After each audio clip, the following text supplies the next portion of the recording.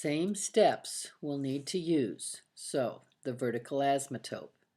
The vertical asymptote is where the denominator equals 0. So x squared plus 6x plus 9 equals 0. Oh, that's x plus 3 squared equals 0. So x equals -3 is a vertical asymptote. So we'll fill that in. So here's my vertical asymptote at x equals -3. So we don't have to worry about it would turn and stuff because it's an asymptote. We need to find symmetry. Checking our symmetry, we'd find f of -x.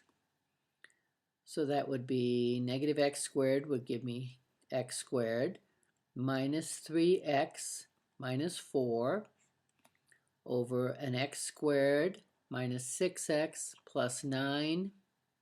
That doesn't equal f of x or negative f of x. So we have no traditional symmetry here. We want to find the horizontal asymptote, and these are equal degrees, but both second degree. So this leading coefficient would be 1, and the horizontal asymptote is at y equals 2. We'll go ahead. Now we need to do the y-intercept.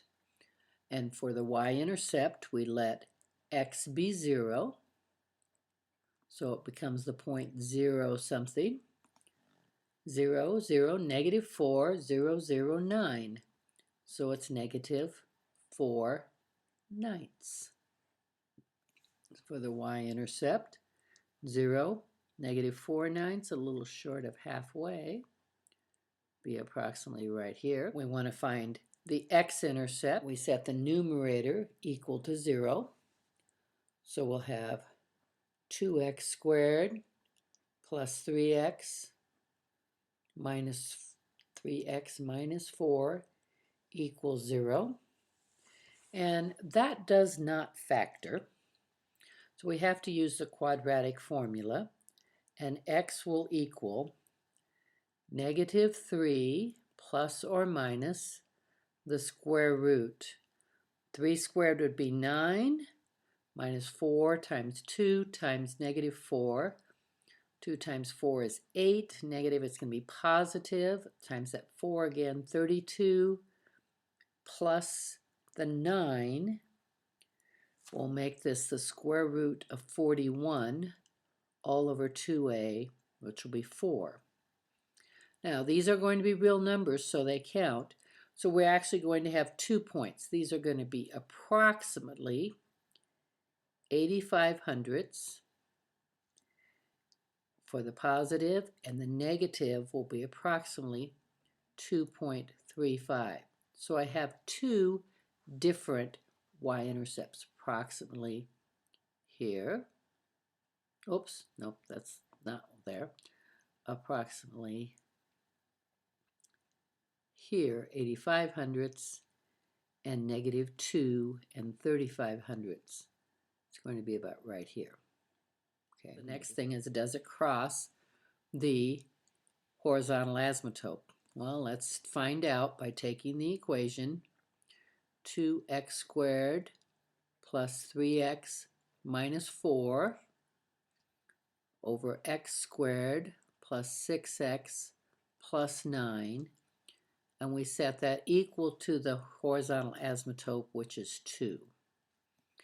So we end up with 2x squared plus 3x minus 4 equals 2x squared plus 12x plus 18.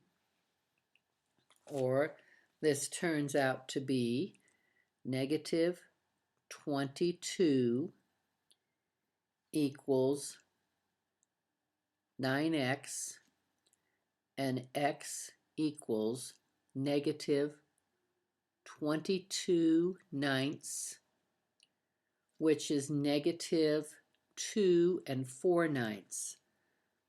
So crossing the the horizontal asymptote here at -2 4/9 would put it approximately right here.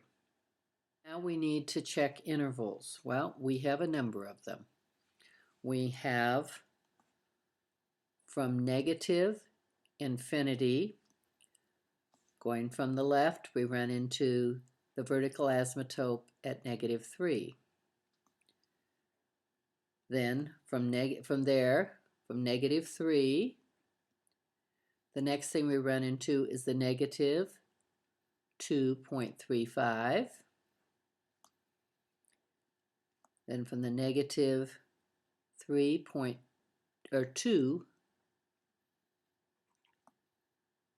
from the -2.35, pen is really not working well.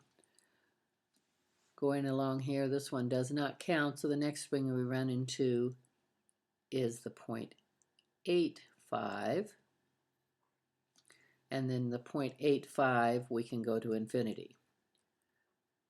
From 0.85 to infinity. Infinity to -3, let's try -4. Okay, that will be 16, 32 minus 12 minus 4, so 32 minus 16 will be 16 over 16 minus 24 would be -8 plus 1 would be, or plus 9 would be 1. So it's -4 and 16. Well, -4 and 16 is going to be somewhere up here, but it does establish that we are to the left of the vertical asymptote and above the horizontal asymptote. So it would come up here somewhere. From there, it's going to be coming from up there, so maybe we slant something like this for those two asymptotes. That one point can help us get a general idea there.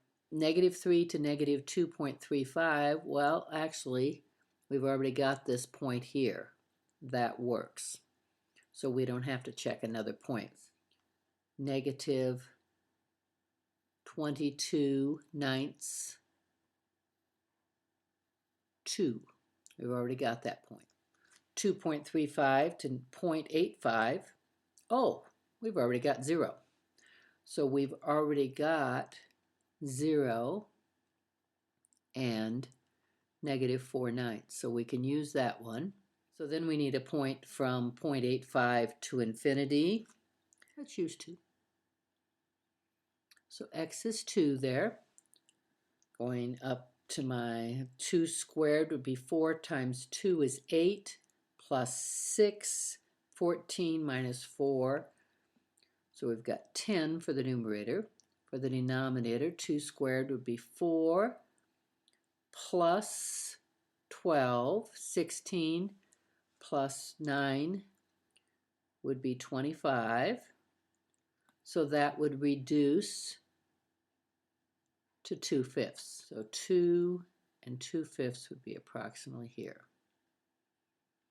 Now what happens? Here's the point here, going left to right. We come down, we go through this point, we dip below, we do something down here, and then we come back up and go through these points. Now eventually we'll approach that horizontal asymptote. So this is a little differently shaped graph, and when we have rational functions, we can have some interestingly shaped graphs.